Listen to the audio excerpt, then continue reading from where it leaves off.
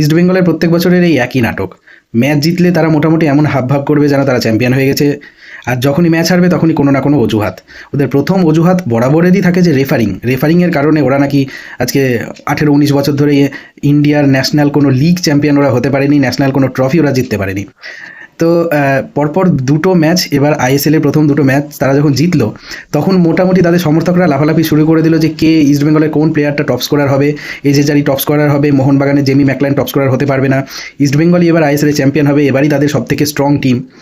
যেই তৃতীয় ম্যাচটা তারা জামশেদপুর এফসির বিরুদ্ধে 2-1 গোলে হারলো, হারার পরে ম্যাচ শেষে সেদিনই গ্যালারি থেকে বেরোনোর সময় ইস্টবেঙ্গলের যিনি মেন অফিসিয়াল নিতুদা, তিনি বলে গেলেন যে সাংবাদিকদের সামনে বলে গেলেন যে রেফারিং খুব খারাপ হয়েছে, 1 নম্বর পয়েন্ট। 2 নম্বর পয়েন্ট উনি বললেন যে ইস্টবেঙ্গলে এবার প্রায় 5 জন মুসলিম প্লেয়ার রয়েছেন যারা রোজা করছেন এবং রোজা করার কারণে তারা শারীরিকভাবে কিছুটা ক্লান্ত, আর সেই কারণেই নাকি ইস্টবেঙ্গল এই ম্যাচটা হেরে গেছে।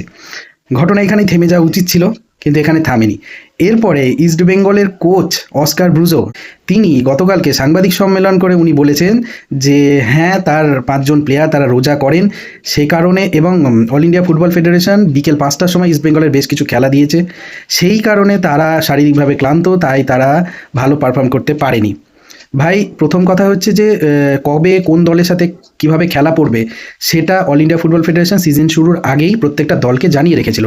ড্রাফট শিডিউল সেটা পাঠিয়ে দেয়, তখন এই ব্যাপারে কোনো ইস্টবেঙ্গল অবজেকশন দেয়নি। আজকে হঠাৎ করে ইস্টবেঙ্গল অবজেকশন দিয়ে বলছে তাদের 5টার খেলাগুলো 7টার সময় করার জন্য, যেটা স্বাভাবিকভাবে এআইএফএফ মেনে নেয়নি, তাই অজুহাত দেওয়া শুরু হয়ে গেছে। তো ইস্টবেঙ্গলকে নিয়ে নতুন কিছু বলার নেই, একটাই কথা বলার যে অজুহাত না দিয়ে প্লেয়ারদেরকে তৈরি করুন, অবশ্যই ভালো খেলবে, কিন্তু প্লেয়ারদেরকেও যদি আপনি এইভাবে ডিমোটিভেট করে ফেলেন যে তোমরা ক্লান্ত হয়ে পড়ছো তাই তোমরা খেলতে পারছো না, তবে প্লেয়াররা নিজেদেরকে মোটিভেট করবে কি করে? ইস্টবেঙ্গল সমর্থকদের প্রতি আমার প্রত্যাশা যে তারা যেন এই প্রোপাগান্ডায় পা না দেয়। তারা কোচ, মানে তাদের কোচ এখন থেকে অজুহাত দেওয়া শুরু করেছে, কারণ মোহনবাগান পরপর এই সিজনে 3টে ম্যাচ জিতে ফেলেছে, ইস্টবেঙ্গল পরপর 2টো ম্যাচ জিতে টপে পৌঁছে গেছিল, কিন্তু তারপর লাস্ট ম্যাচটা হেরেছে। দ্বিতীয় যে ঘটনা সেটা হচ্ছে মোহনবাগানকে পরের ম্যাচে উড়িষ্যা এফসির বিরুদ্ধে গোটা গ্যালারি ফাঁকা রেখে, মানে গ্যালারিতে কোনো দর্শক বসা যাবে না এরকম একটা ফতোয়া জারি করেছিল। তারপর মোহনবাগান কর্মকর্তারা চিঠি চাপাটি করার পরে বলা হয়েছে যে অল্প সংখ্যক দর্শক নিয়ে মোহনবাগান পরের ম্যাচটা খেলতে পারবে।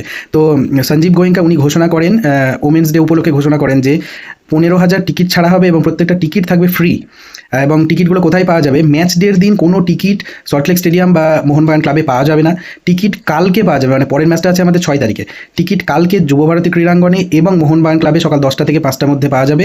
এবং বেলেঘাটার এই ক্লাবটা, এখানে ম্যাচ ডের দিন টিকিট পাওয়া যাবে যদি অ্যাভেলেবল থাকে।